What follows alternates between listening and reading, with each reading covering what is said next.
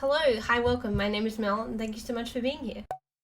We're already 3 months into 2024, and I feel like I just get pulled in all these different directions of this library hold just came in, and my friend recommended me this, and this new release just came out, that I feel like I haven't even touched the books that I said I really wanted to. So here are my 24 books that I want to read before the end of 2024. Now, we'll split this up into sections. I would say I read fairly widely in terms of genre. I think it keeps me motivated to be able to mix it up, read a romance and then a really dense fantasy and then a cozy mystery, things like that. So we'll split this into sections and start with romance. So last year I discovered and absolutely devoured everything that Emily Henry wrote. So of course on my to-read list is Funny Story, which comes out in April, Emily Henry's newest release. I think what I've learned that I like about Emily Henry's romances is that it definitely leads a bit more contemporary fiction, women's fiction, family drama sort of elements. It's not just the romance focus, there's always some other relationship element outside of the main romance. So that's what I really enjoy, and I'm going to try and find some other romance authors that can do the same thing. So Funny Story. Daphne always loved the way her fiancé Peter told their story, how they met on a blustery day, fell in love over an errant hat, and moved back to his lakeside hometown to begin their life together. He really was good at telling it, right up until the moment he realized he was actually in love with his childhood best friend Petra. Which is how Daphne begins her new story, stranded in beautiful Waning Bay, Michigan, without friends or family, but with a dream job as a children's librarian that barely pays the bills, and proposing to be roommates with the only person who could possibly understand her predicament, Petra's ex, Miles Nowak. Nowak. So from what I can tell, it's going to be forced proximity, fake dating. I don't think I really have a preference when it comes to romance tropes. Maybe I've just not widely read enough to be able to say whether I like something or not. I guess the only thing I would say I don't like is enemies to lovers in a modern setting. So hopefully it doesn't lean too far into that, because I find that often comes off as a bit cliched and leaves the characters to be a bit of a caricature. So that's Funny Story by Emily Henry. My best friend and I are definitely going to buddy read this one. Then I really want to read something by Abby Jimenez. So I think there's Yours Truly or Part of Your World. She's often spoken in the same breath as Emily Henry when you talk about romance with a little bit more literary elements to it. So I'll probably pick up Part of Your World. I think Part of Your World and Yours Truly are the two that I've heard of. I don't know if they're related. Let me know. Do you enjoy Abby Jimenez? How does it relate to Emily Henry? Then we have The Bodyguard by Catherine Center. Again, another romance author I've heard very good things about. This book sounds really fun, but sounds like it has, some emotional elements to it as well. So Hannah Brooks looks more like a kindergarten teacher than somebody who could kill you with her bare hands. But the truth is, she's an elite bodyguard, and she's been hired to protect a superstar actor from his stalker. Jake Stapleton's a Hollywood heartthrob captured by paparazzi on beaches the world over, rising out of the waves in clingy board shorts and glistening like a Roman deity. When Jack's mum gets sick, he comes home to the family's Texas ranch to help them out. Only one catch. He doesn't want his family to know about his stalker, or the bodyguard thing. So Hannah, against her will and her better judgment, finds herself pretending to be Jack's girlfriend as a cover. Protecting Jack would be easy, but protecting her own heart, that's the hardest thing she's ever done. Okay, a little cheesy with the blurb, but it sounds like a bit of fun. And I usually will read a romance after I've read non-fiction or a really long fantasy or sci-fi novel, so I'm excited to sprinkle this one in there. Then we have The 7-Year Slip. So my best friend just read this and absolutely loved it. It was on so many favorites lists of 2023, so I thought I would pick it up. Interesting because people that I follow and seem to have similar taste to didn't necessarily like her first book, Dead Romantics, I think it was, but this one seems to have hit the spot, so I'm excited to read this one. This one is about when she's in her apartment, there's a guy there who is living 7 years in the past, hence 7-Year Slip. So it reminds me of one of my favorite romance movies, which has Reese Witherspoon in it.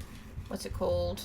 Just Like Heaven. So hopefully it gives good Just Like Heaven vibes, and then I'll really enjoy it. Okay, and finally on the romance list, I have to give her a go. She's got the girlies in a chokehold. You love her or you hate her, it's Ali Hazelwood. I've seen too many memeing, slanderous videos about The Love Hypothesis, so I already know what happens in that. So I'm probably going to go for her second book, I guess, which is Love Theoretically. I am so interested to see if I enjoy this or not. I know Ali Hazelwood loves he's really big and she's itty bitty teeny tiny. I don't know if that will bother me or not, but I'm interested with the whole women in STEM aspect as a woman in STEM. We shall see whether this is corny and cheesy enough for me to have fun with it, or if it's simply too frustrating and not my cup of tea. Okay, and now we move into science fiction. And if we're going purely off my stats so far this year, I've had the most 5 stars in the science fiction category. So this should be full of winners for me, theoretically. I read June in January of this year and absolutely devoured it. I love it so much. It's my new personality. I'm very annoying about it. So I would love to finish the June series this year, but I guess at least read June Messiah. I saw the new movie. I thought they did an incredible job adapting it into film. I think the things that they removed, I understand why they removed. Things they changed, I understand why they changed. And yeah, I just think we're going to remember these June movies like my dad's generation remembered the initial Star Wars trilogy. It's just incredible. So yeah, absolutely want to get to June Messiah very, very soon. Okay, then we have This Is How You Lose the Time War. Now, when I finished June in one of my other videos, I talked about that I wanted to read some literary science fiction, and a couple of people recommended me this, which was already on my radar, so I've definitely solidified it as a read for this year. The blurb says this: among the ashes of a dying world, an agent of the commandment finds a letter. It reads, "Burn before reading." Thus begins an unlikely correspondence between 2 rival agents hell-bent on securing the best possible future for their warring factions.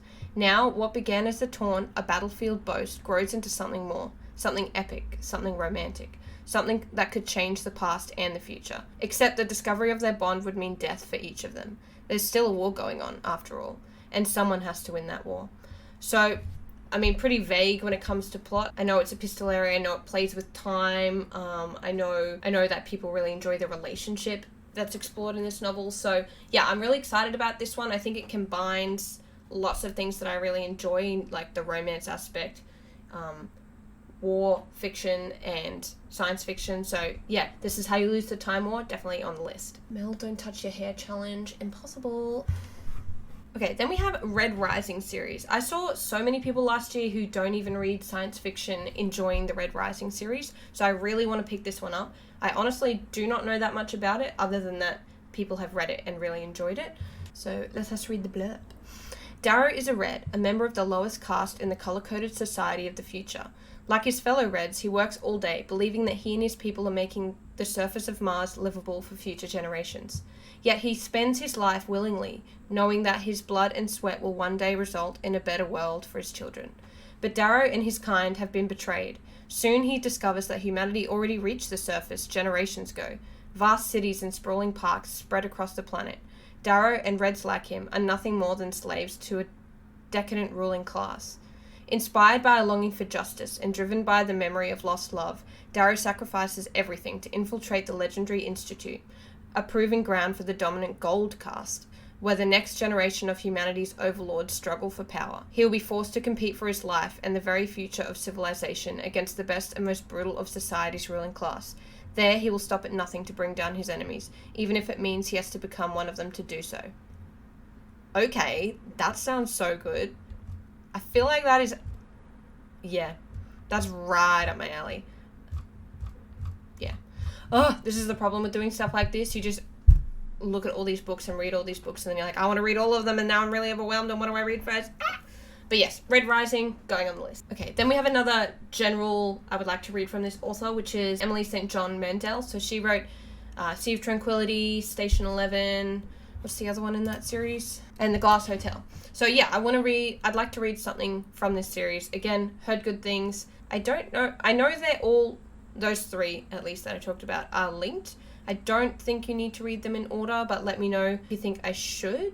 Again, don't actually know the details of the plot. That's kind of how I prefer to go into my books, not knowing character names and exact plots. But I know it's set in a pandemic, it's dystopian, but I've heard it's also very lyrical and beautiful writing, which of course I love. So I think I will start with Station 11, but let me know what you think. Okay, and finally on my list for science fiction is an anthology, which is called Out There by Kate Folk.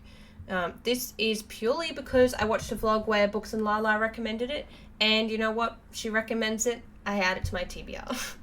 This also aligns with my goals to start reading more anthologies. I really don't read a lot of short stories. In fact, I think the last time I would have read a short story would have been high school. So keen for this one. Let's read the blurb. With a focus on the weird and eerie forces that lurk beneath the surface of ordinary experiences, Kate Folk's debut short story collection is perfectly pitched to the madness of our current moment. A medical ward for a mysterious bone-melting disorder is setting off a perilous love triangle. A curtain of void obliterates the globe at a steady pace, forcing Earth's remaining inhabitants to decide with whom they want to spend eternity. A man fleeing personal scandal enters a codependent relationship with a house that requires a particularly demanding level of care. And in the title story, originally published in The New Yorker, a woman in San Francisco uses dating apps to find a partner despite the threat posed by blots, preternaturally handsome artificial men dispatched by Russian hackers to steal data. Meanwhile, in a poignant companion piece, a woman and a blot forge a genuine, albeit doomed, connection. Wow, see, this is a really interesting kind of weirdness that I'm really looking forward to. So that's Out There by Kate Folk. Okay, moving on to fantasy. Now, last year I dipped my toe into the Brandon Sanderson universe with Tress of the Emerald Sea, and I loved it. So I really would like to dive into his bigger series like Mistborn or Way of Kings. So one of my friends has Way of Kings, so that's probably where I'm going to start. It's a bit intimidating. She's a bit of a brick, but yeah, I really would like to get into Way of Kings. I might have to go half audiobook, half not, just to get through it. But yeah, Way of Kings, definitely on the list. Then another that made it to a lot of people's favourite lists last year, which is Emily Wilde's Encyclopedia of Fairies. Now, this is about a sort of fantasy scholar who is going around the world cataloguing and documenting fairy and fae folk for her Encyclopedia of Fairies. I've heard her character compared a little to Temperance Brennan from the show Bones, which I really love. I love her as a character. So yeah, I'm really interested to get into this one. Haven't read a fairy story in a while, so this one's going on the list. Then finally, I would like to try something from T. Kingfisher. One that's taken my fancy is A Wizard's Guide to Defensive Baking. It sounds very cozy, very cute. The cover really got me, 14-year-old Mona isn't like the wizards charged with defending the city. She can't control lightning or speak to water. Her familiar is a sourdough starter, and her magic only works on bread. She has a comfortable life in her aunt's bakery making gingerbread mandans. But Mona's life is turned upside down when she finds a dead body on the bakery floor. An assassin is stalking the streets of Mona's city, preying on magic folk, and it appears that Mona is his next target. And in an embattled city, suddenly bereft of wizards, the assassin may be the least of Mona's worries. So yeah, I mean, what a cool concept, and how can I resist a title like that? Shifting gears now a little bit to literary fiction, general fiction, I guess you could call it. Obviously, a lot of these cross over into other genres, but I would mainly call them literary fiction. So first we have All the Lovers in the Night by Mieko Kawakami. I had my first foray into Japanese fiction last year with Before the Coffee Gets Cold, and so I'd really like to get into a little bit more of that this year. I really enjoyed the level of magical realism that was in there. I've seen so many passages from this book that just read so beautifully, and yeah, I'm really interested to pick this one up. Oh, and also the translators for this were Sam Bett and David Boyd. Gotta put that in there. Next on my list is Hamnet by Maggie O'Farrell. I know this is a story that centers Shakespeare's wife and their marriage and the loss of a son, and how that relates to the play Hamlet. I think this is getting a movie adaptation, so I would love to read this before the movie comes out. But I think it was up for the Women's Pulitzer Prize, and has won various literary awards. Maggie O'Farrell is Irish. I've had good luck with lots of Irish authors, so yeah, Hamnet goes on the list. Let me know if you've tried it before. Then we go to The Vanishing Half by Britt Bennett. Now, I know this is all about race and identity and two twin sisters and how they decide to live their life differently. The Vignes twin sisters will always be identical, but after growing up together in a small southern black community and running away at age 16, it's not just the shape of their daily lives that is different as adults. It's everything. Their families, their communities, their racial identities. Many years later, one sister lives with her black daughter in the same southern town she once tried to escape. The other passes for white, and her white husband knows nothing of her past. Still, even separated by so many miles and just as many lies, the fates of the twins remain intertwined. What will happen to the next generation when their own daughter's storylines intersect? So I'm excited to read this one. A couple people I follow have read it and really enjoyed it. I think it's going to have a lot of, really rich, deep themes that I can really sink my teeth into. Then I would love to read Boy Swallows Universe by Trent Dalton. He's an Aussie. This book is set, and he is from Brisbane, which is where I currently live. And this book was just made into a TV series. So absolutely want to read this book before diving into the show. But because of the TV series, it's been flying off the shelves and has a very long wait list at the libraries. So it goes like this. Brisbane, 1983. A lost father, a mute brother, a mum in jail, and a notorious crime for a babysitter. It's not as if Eli's life isn't complicated enough already. He's just trying to follow his heart, learning what it takes to be a good man, but life just keeps throwing obstacles in the way, not least of which is Titus Brose, legendary Brisbane drug dealer. But Eli's life is about to get a whole lot more serious. He's about to fall in love. And, oh yeah, he has to break into Boggo Road Jail on Christmas Day to save his mum. A story of brotherhood, true love, and the most unlikely of friendships, Boy Swallows Universe will be the most heartbreaking, joyous, and exhilarating novel you'll read all year. Big praise. The Australian film industry is a lot smaller than US's, obviously, so it's pretty exciting when an Aussie novel gets adapted into an Aussie TV show. So I'm excited to read this one and maybe put it on some of your radars who aren't necessarily from Australia and may not have heard of it before. Finally, on the list of literary fiction is The Bell Jar by Sylvia Plath, and I'd like to go in this with zero preconceived notions. Obviously, I've heard people talk about it before, that's why it's on my TBR, but Sylvia Plath is such an iconic author and someone who I really want to read from, and I think The Bell Jar is the most logical place to start. So it's a feminist literary classic, which should be right up my alley, but doesn't necessarily mean I'll enjoy it. So that's The Bell Jar by Sylvia Plath. Moving into non-fiction now, and I have 3 on my list. The first of which is Know My Name by Chanel Miller. Chanel Miller is the victim in the Brock Turner sexual assault case.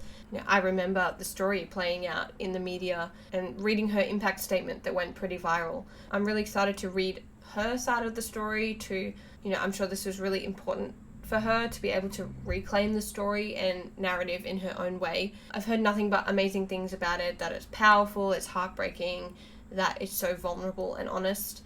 And yeah, I'm sure it will be a difficult read, but I think it's really important for me to read something like this. Next I have The Demon Haunted World, Science as a Candle in the Dark by Carl Sagan. Now, this is an oldie, but hopefully a goodie. This one I know is about science, the importance of the scientific method and skepticism. I'll read you the first bit of the blurb. How can we make intelligent decisions about our increasingly technology-driven lives if we don't understand the difference between the myths of pseudoscience and the testable hypotheses of science?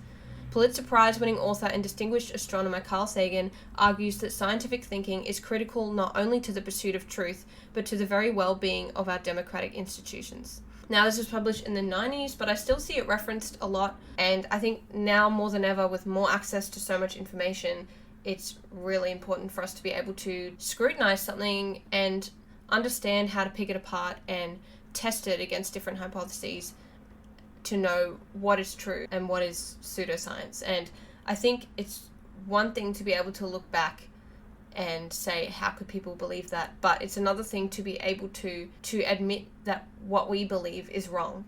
I found this through a video of an ex-Mormon talking about their own deconstruction journey and that this was important for them. So I'm excited to pick this up and I'll let you know what I think. Finally, for this category, I have Notes on an Execution. Ansel Packer is scheduled to die in 12 hours. He knows what he's done and now awaits execution, the same chilling fate he forced on those girls years ago. But Ansel doesn't want to die. He wants to be celebrated, understood. He hoped it wouldn't end like this, not for him. Through a kaleidoscope of women, a mother, a sister, a homicide detective, we learn the story of Ansel's life. We meet his mother, Lavender, a 17-year-old girl pushed to desperation, Hazel, twin sister to Ansel's wife, inseparable since birth, forced to watch helplessly as her sister's relationship threatens to devour them all, and finally, Safi, the homicide detective hot on his trail, who has devoted herself to bringing bad men to justice, but struggles to see her own life clearly. As the clock ticks down, these 3 women sift through the choices that culminate in tragedy, exploring the rippling fissures that such destruction inevitably leaves in its wake.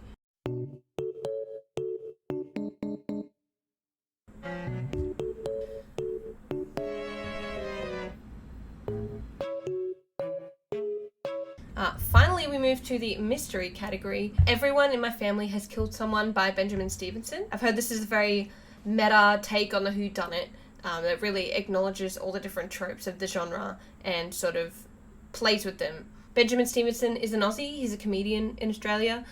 So I was surprised to see this on so many favourites lists of last year. Not because Australians can't be successful, but a lot of the time I don't see Aussie authors mentioned on BookTube that much. So excited to read this one. I got back into reading mystery by reading an Agatha Christie last year, so I think I'll really enjoy this.